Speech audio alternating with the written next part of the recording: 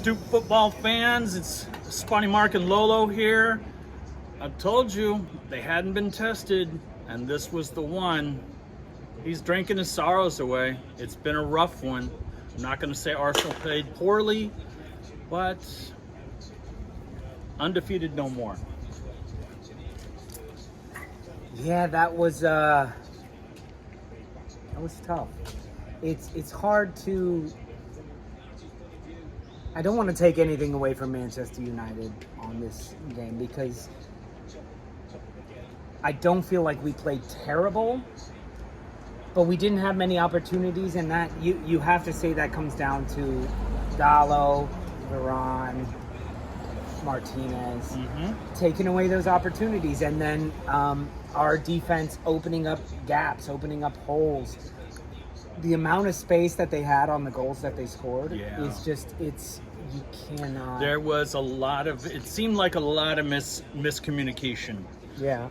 Was happening. He's beside himself. He's grabbing yet another beer. But yeah, there seemed to be a little bit of a miscommunication on the pitch.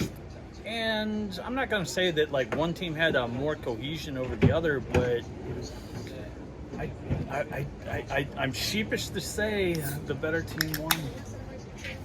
On the day, let's go ahead and say it, Manchester United were better. 3-1. I mean, it sucks because I can't even say like that's not a fair reflection of the scoreline. Yes, we had more possession, but they played the counterattack ball that we were hoping to play. Yeah. And Jesus was dying to get involved in the game. But, I mean, you saw anytime we brought the ball forward and we were in their box, how many red shirts were in the box? 8. Not only that, but they had a body adhered to Gabriel Jesus. Just adhered. Absolutely. So that might be a formula moving forward. People playing Arsenal on how to play Jesus because he's been running free. And now there's something just holding a little tight to him. I know you're going to say ifs and buts or candy and nuts or whatever you say. We'd all have a Merry Christmas. But if that first goal isn't called off for a foul that happened 5 minutes prior, it's a much different ball game, and I feel like Arsenal go on to win 3-0, 3-1, something like that. I do think it was the correct call, but I do agree with you saying that would have changed the entire flow of the game, especially it happening in the first 8 minutes.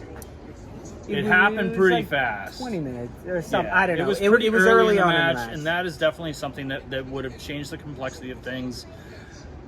Unfortunately, that's not what happened. Unfortunately, it gets called back, but we need to react better than that.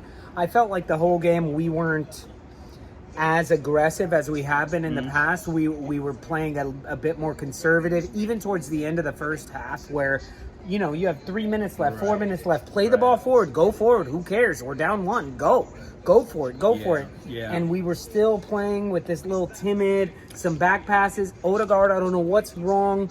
When he had the opportunity to shoot a couple of times, and he looked for the pass as opposed to first time ball. It did seem that you guys were looking for the extra pass in this and match that killed all us. throughout it. It just wasn't that Odegaard, allowed it was them. everyone That else. allowed them to get more bodies behind the ball, and the one good thing about this is I think this is one match this weekend where we can't blame VAR or refereeing. Right. The refereeing, you can say whatever you want. I was screaming about fouls the entire time, but that's just how it is watching a match.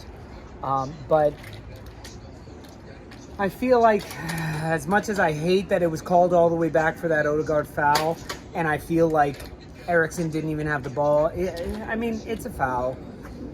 It's a soft foul, but I hate that they come all the way back. The referee's standing there watching it. That being said, brilliant finish by Martinelli. It gets called back. But I think that Arsenal needs to react better. Yeah. If that gets called off, then go and do it again. Do the same thing again. Do the same thing again. And we were just pried open. I felt like Saliba and Gabriel Magalhaes did not have their best matches, and at the same time shows where space can be opened up. And how on earth do you leave 15 yards of space for Eriksen It's not like you left it for Rashford. It's not like you left it for Ronaldo, Anthony. You left it for Eriksen. I think it's great because Eriksen had like his Iron Man heart implant, just like, Ten Hag just went in and just kind of like, all right, you're set to go today.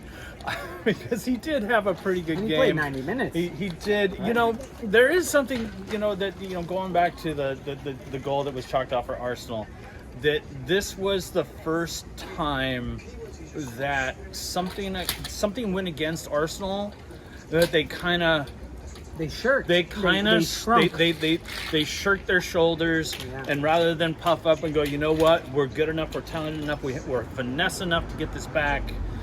It was almost as if they're reverting back to old Arsenal, saying, "Oh, it's going to be one of those days." That's something that I saw. You're absolutely right. That's something that I saw in the match that I haven't seen all season, and it's something that we've been saying, of like, yes, 2-1 Fulham, 2-1 Villa, not impressive score lines, but what was impressive was we never dropped the shoulders. The way they went about it, the way they picked each other up. They weren't picking each other up today. I didn't see like come on, man, it's okay. And maybe that has something to do with Old Trafford. Maybe that this is the first time where, even playing away, you didn't hear the Arsenal fans. Where we play, every time we played away this season, you only hear the Arsenal fans. Right. This, I feel like Manchester United, Old Trafford, y'all's fans, y'all were up for it more, and our away fans, not blaming it on y'all, I'm just saying, I felt like there were shirked shoulders, shrunken shoulders down, like a little bit of, there was more. You saw Xhaka yelling at Odegaard in the first 5 minutes of the match. Yeah. And it was little things like that where passes weren't going through, passes weren't being handled correctly, the wrong pass, this and that. I hate to say it, but I sort of felt this coming with the way the first half was going. Even though we were only down 1, and we came back to level it up, there was something about the mentality. But let's look at the bright side. Still in first place. We end this week still in first place. It's still right there in our hands. We're still in the mixer. And Absolutely. Maybe this is what we need to get knocked down a little bit and to get outplayed. Let's be honest. Manchester United, praise to you. I hate saying that. But Jazz, if you're watching, make sure you clip that and keep it as a keepsake, as an NFT, if you will. We should sing some sort of illegal song so that we just get taken out completely. But we were outplayed. And then all the substitutions that came in felt like Mikel Arteta going okay, well, it's time to get these guys on the pitch. First time we see Fabio Vieira. Really? First time, yeah. First time? Yeah. We've seen him once before. I thought maybe for a couple of minutes, but no. Actually, I don't even think so.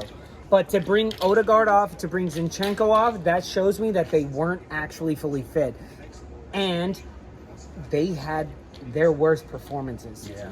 Both of them. That being said, I would start them even if they're half fit, because they've had such fantastic seasons so far. Absolutely. But there were missed passes from Odegaard. He didn't have the balls to shoot when he should have. Yeah. There was a tap in that he should have just shot, and he passed it. He really should. But Zinchenko even was I felt like their roles were unclear.